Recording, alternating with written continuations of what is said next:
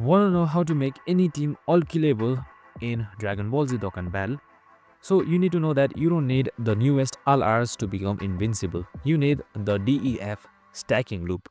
So in this video, I'm going to give you a short explanation and some tips on how to make your team all killable so you can just simply win games. So first things first, look at the very unit's passive.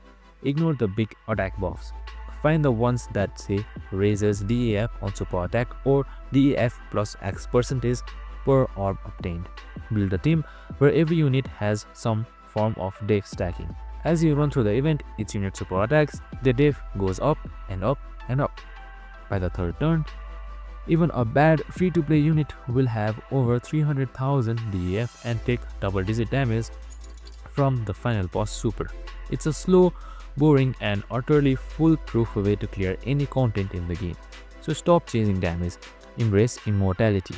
Make sure to like, subscribe and tune in with us for more of these videos. See you in the next one.